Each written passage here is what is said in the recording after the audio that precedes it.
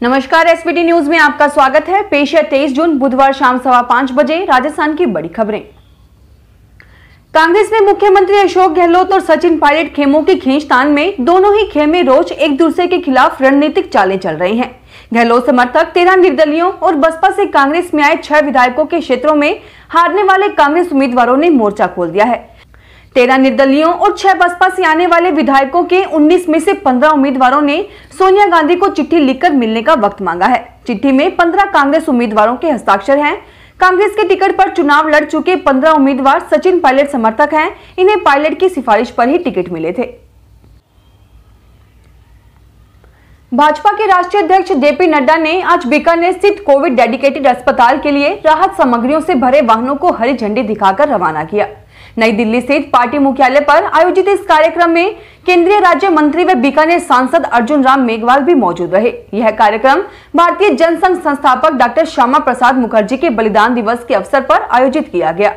बीकानेर सांसद अर्जुन राम मेघवाल ने बताया कि नई दिल्ली से भेजी गई राहत सामग्रियों में कोविड डेडिकेटेड अस्पतालों के लिए आवश्यक उपकरण शामिल हैं। इन्हें बीकानेर के 100 बेड के डेडिकेटेड कोविड केयर अस्पताल में निर्बाध रूप से इलाज के लिए भेजा गया है। कोरोना के स्वदेशी टीके कोवैक्सीन के बच्चों के लिए इस्तेमाल की मंजूरी सितंबर तक मिल सकती है। मीडिया रिपोर्ट के मुताबिक एम्स के डायरेक्टर रणदीप गुलेरिया ने उम्मीद जताई है। गुलेरिया ने कहा कि बच्चों पर कोवैक्सीन के फेज 2 और फेज 3 के ट्रायल के डेटा सितंबर तक आ जाएंगे और उसी दौरान बच्चों के लिए वैक्सीन की मंजूरी भी मिल सकती है। देश में दूसरी लहर के लिए जिम्मेदार कोरोना वेरिएंट डेल्टा एक बार फिर रूप बदलकर हमला कर रहा है। इसे डेल्टा प्लस नाम दिया गया है। विशेषज्ञों का मानना है कि डेल्टा प्लस वेरिएंट देश में कोरोना की तीसरी लहर का कारण बन सकता है। केंद्र सरकार के मुताबिक देश में इन स्ट्रेन के अब तक 40 मामले रिकॉर्ड किए गए हैं। इस वेरिएंट के सबसे ज्यादा केस महाराष्ट्र में सामने आए हैं।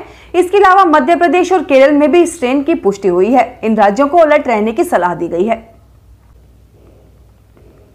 सिरोही के आबू रोड थाना क्षेत्र में मंगलवार रात को सरकारी गाड़ी से माउंट जा रहे अधिकारियों की कार पर कुछ बदमाशों ने पत्थर बरसाए, जिससे कार का कांच टूट गया। जानकारी मिलने पर आबू रोड सदर थाना पुलिस देर रात तक बदमाशों की तलाश में जुटी रही। मामले में कुछ युवकों को पूछताछ के लिए पुलिस ने हिरासत में लिया है, जिनसे आरोपियों को लेकर सुराग हाथ में लगे हैं। बुधवार को पुलिस द्वारा आरोपियों के नामों का खुलासा करने की चर्चाएं थी। सिरोही एसपी धर्मेंद्र सिंह यादव ने बताया कि मामले में कुछ युवकों को हिरासत में लिया है, जल्द ही खुलासा करेंगे। टोंक में मानसून नजदीक आने के साथ ही कृषि विभाग खरीफ फसलों की बुआई आदि की तैयारियों को अंतिम रूप देने में लगा है। हर साल की तरह इस साल भी खरीफ फसल का लक्ष्य घोषित कर उसके अनुसार तैयारियां शुरू कर दी गई हैं। इस बार घोषित किए गए खरीफ फसल के लक्ष्य में खास बात यह है कि इसमें जिले में प्रमुख फसलें ज्वार, बाजरा, मक्का और मूंगफली की बुआई का लक्ष्य बढ़ा है। वहीं उड़द, मूंग और ग्वार का लक्ष्य घटा है। हालांकि इस साल गत साल के मुकाबले लक्ष्य घटा है। गत साल खरीफ फसल का लक्ष्य 3,46,050 हेक्टेयर था, जबकि इस साल खरीफ फसल का लक्ष्य 3,33,020 हेक्टेयर है।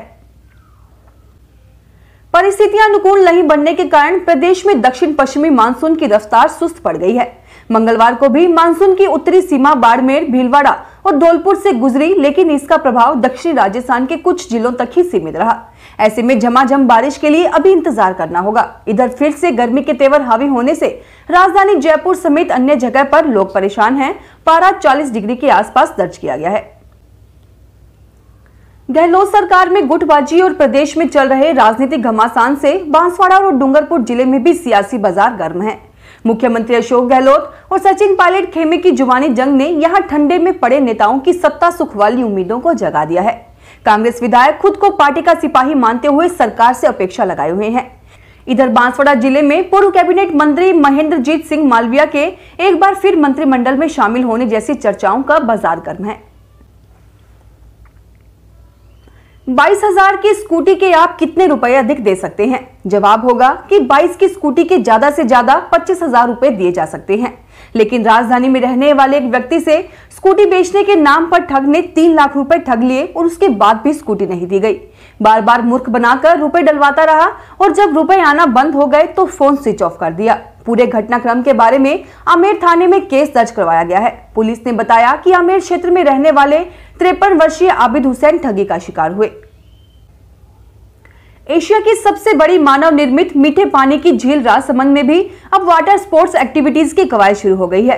राजस्थान में राजसमंद पहली ऐसी झील होगी जहां एडवेंचर वाटर स्पोर्ट एक्टिविटीज शुरू होगी। इससे पर्यटन को बढ़ावा मिलने के साथ ही रोजगार की संभावनाएं भी बढ़ेगी। अहमदाबाद की साबरमती नदी में संचालित हो रही वाटर स्पोर्ट एक्टिविटीज अब जल्द ही मरुधरा में भी देखने को मिलेगी। फिलहाल इस बुलेटिन में इतना ही, फिर हाजिर होंगे और बड़ी खबरों के साथ। एसबीटी न्यूज के वीडियो देखने के लिए हमारे चैनल को सब्सक्राइब करें और नोटिफिकेशन पाने के लिए बेल आइकन को प्रेस करें।